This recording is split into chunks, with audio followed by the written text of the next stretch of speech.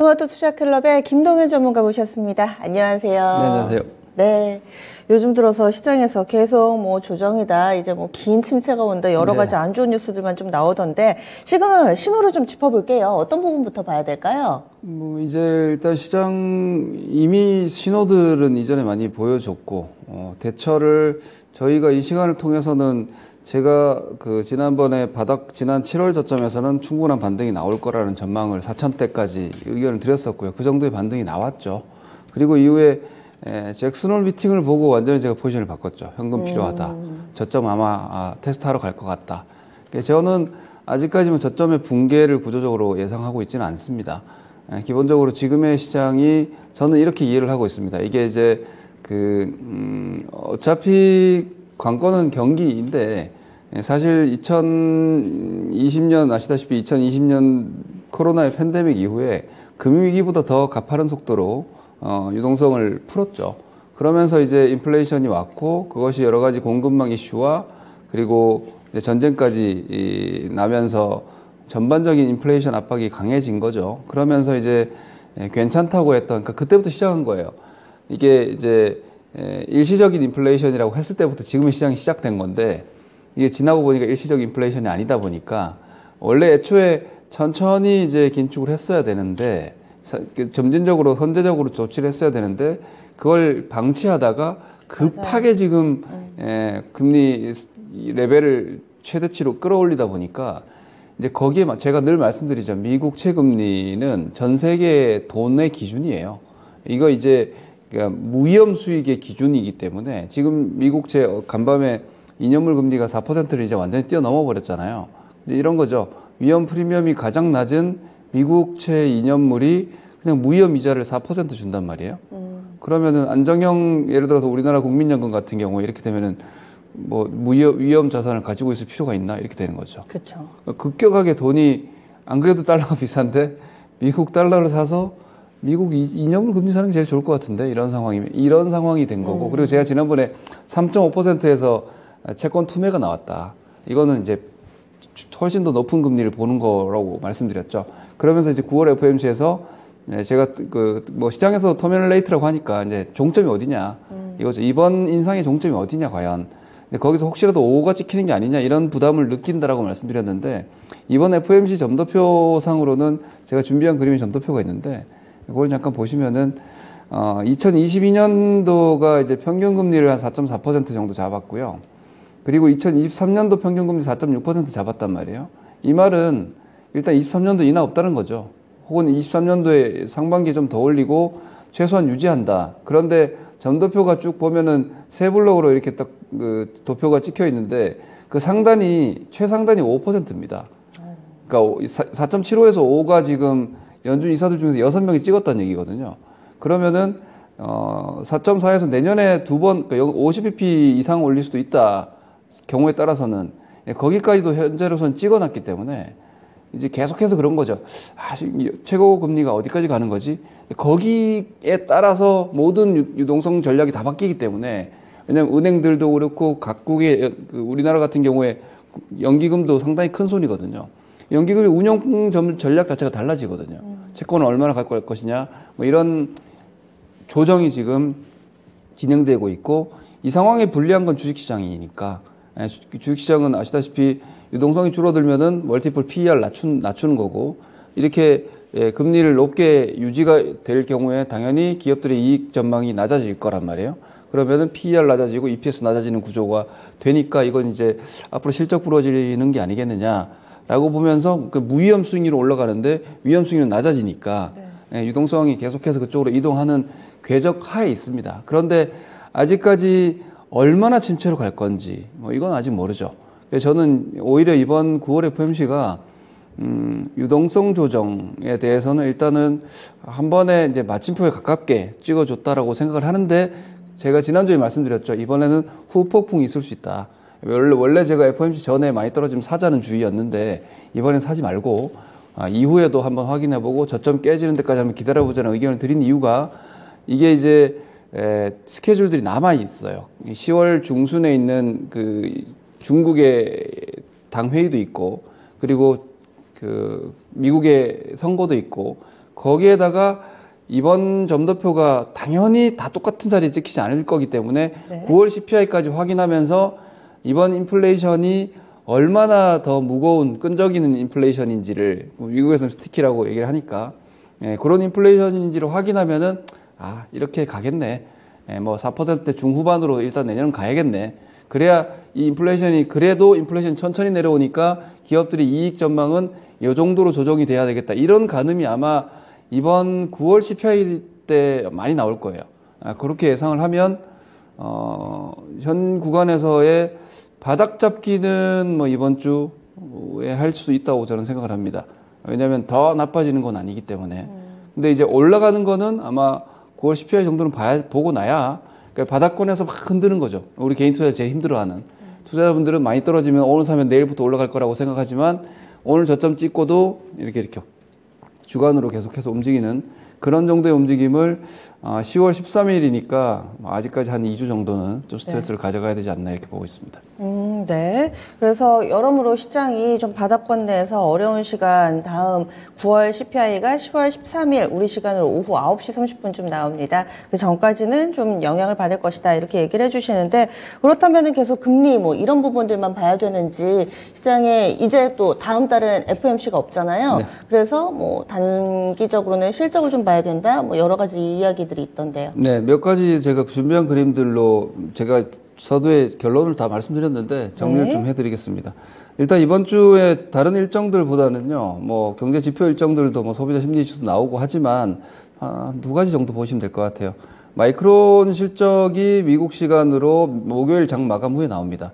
그러면 이제 우리 시간으로 금요일 아침에 반영이 되겠죠.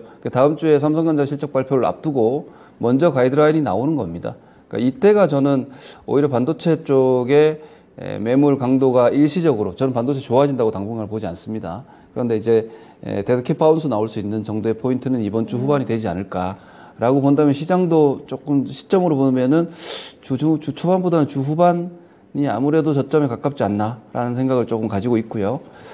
그리고 주말에 시장이 워낙 그 미국 시장이 또 여러 가지 뉴스들이 많아서 영국 이야기들 뭐 이런 뉴스 많이 보셨을 거예요. 그리고 영국 CDS가 올라간 내내 뭐 부도 위험이 올라간 내내 뜨억하는 거죠. 영국이? 뭐 이런 생각이 들죠. 네. 수치를 보셔야 됩니다. 잠깐 보시면은 일단 10년물 금리, 2년물 금리, 3개월물 금리, 미국채 금리를 보시면은 2년물 금리가 제일 가파르게 올라갔고요. 4.2%까지 당연한 겁니다. 2년물 금리가 금리를 가장 라이브하게 반영하거든요. 그런데 3개월 금리가 당장 그렇게 강하게 올라가지 않죠. 이거는 유동성 문제는 없는 거예요. 원래 돈이 문제가 생기면 3개월물이 튑니다. 근데 지금 현재 뭔가 유동성이 부족하고 달러 풍기 이런 건 전혀 없는 상황이고요. 10년물 금리는 경기를 반영하는 상황인데 6.9%고 왜냐하면 이게 이제 그 성장률이 그만큼 안 나오니까 결국은 나중에 내려올 거다라는 걸 반영하는 거예요. 그래서 장단기 차가 많이 나와 있다. 이 정도 그냥 이해를 하시면 되고요. 그리고 빅스 지수가 지금 아직까지 30 초반입니다. 사실 빅스 35 이상에서는 주식을 사라고 합니다. 일반적 시장에서는 팬데믹 경우는 제외였고 지금 30 초반인 걸 감안하면 사실 변동성 위험이 그렇게 막대하지 않은 것 같고 달러 인덱스도 어제 급등했기 때문에 오늘 당연히 더 올라가겠지만 이것도 직선을 쭉 그어보면 상단 정도 채널에 왔다고 저는 보거든요. 그리고 금 가격도 지금 떨어졌으니까 뭔가 아주 진짜 강력한 위험 상황이면 금도 올라갑니다. 근데 지금 금이 올라가진 않죠. 그리고 유가가 80불 이하 떨어진 건 경기 우려를 한다라고는 하지만 좌우간 비용 줄어드는 거니까 이렇게 보시면 되고 그리고 제일 아랫줄 중앙을 잠깐 보시면 이게 이제 풋콜 레이쇼라고 미국 시장에서 풋옵션 쏠림이 지금 상당히 강합니다.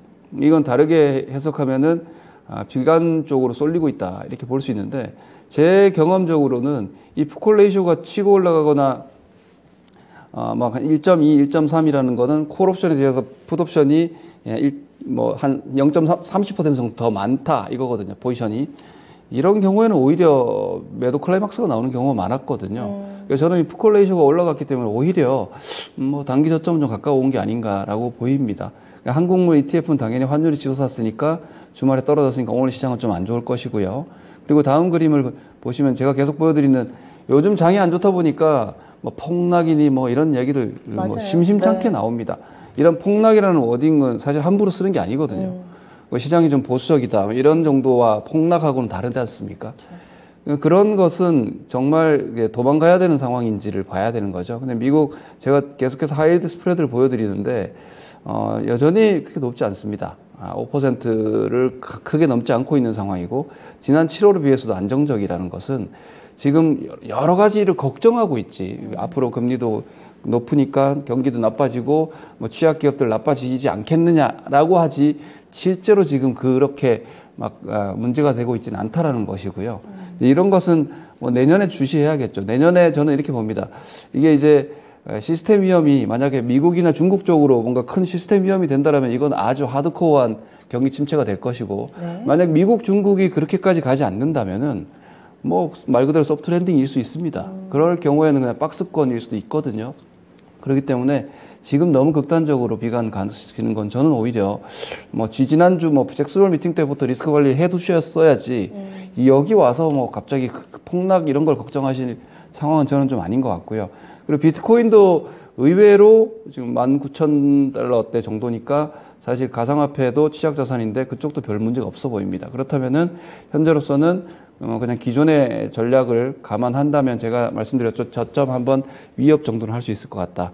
그리고 여러 가지 긴축의 스트레스가 9월 CPI가 나오기 전까지가 좀 최대치 아니겠느냐라고 보면 이번 9월 말이 한번 살만한 자리인데 제가 요 그림 마지막으로 좀 보여드리겠습니다.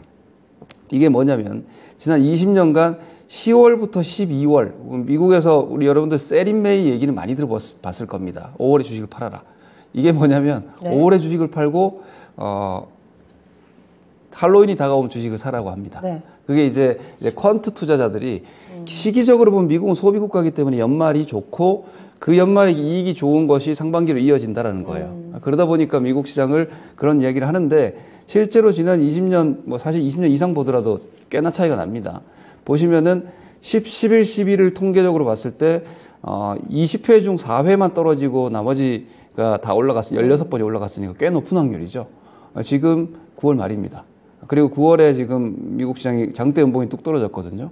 그럼 저는 10월 저점을 한번 노려볼 만하지 않나. 이것은 뭐 확률적입니다. 이번이 5번째 하락일지는 모르겠지만 네. 제 생각에는 이런저런 것들이 충분히 반영됐는데 파산 경로로는 아직 가지 않았다라면 한번 해볼 만한 전략이 아닌가라고 보기 때문에 오히려 현재 시점에서 단기적으로는 좀 반등의 실마리를 한번 찾아보는 게 낫지 않나라는 의견을 좀 드리겠습니다. 계절성이라든지 여러 가지 이 각도로 시그널을 좀 잡아주셨어요. 그러면 오늘 장에서 놓쳐서는 안 될 시그널 어떤 게 있을까요? 네, 일단 뭐 주간 흐름은 앞서 말씀드린 대로 이번 주 초냐 주 후반이냐인데 저는 예를 들어 매수를 저의 경우에는 현금을 갖고 매수를 이번 주에 노릴 겁니다.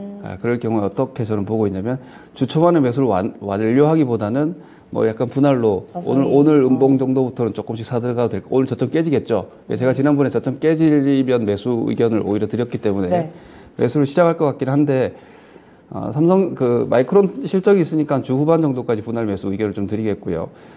그리고 종목 업종이 조금 헷갈리는 것 같습니다. 네. 왜냐면은 낙폭과대 기업들이 이익 전망이 하향이 아마 실적 시즌에 될 텐데 그 실적 시즌이 아직 좀 남았거든요.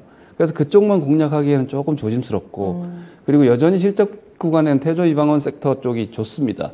그래서 그걸 같이 사시는 게 낫지 않나. 그리고 정말 헷갈린다 네. 그러면은 오히려 ETF를 활용하시는 것도 좀 괜찮아 보이기 때문에 네. 자국은 이번 시점은 마켓 리바운드 전략이니까 거기에 초점을 좀 맞추시고 종목 선택하시면 될 것 같습니다. 네, 안 그래도 현금을 가지고 좀 활용을 하신다고 하셔서 어떤 종목을 살지 이게 좀 궁금했었는데 바벨 전략입니다. 낙폭과대 종목도 약간 그리고 기존에 상대적으로 잘 가던 태조 이방원 종목군도 약간 이렇게 해서 한 번에 다 사시기보다는 주 초반부터 후반까지 좀 나눠서 사자 이렇게 전략 세워주시네요. 알겠습니다. 오늘 자세한 말씀 고맙습니다. 네, 고맙습니다. 지금까지 마켓 시그널이었습니다.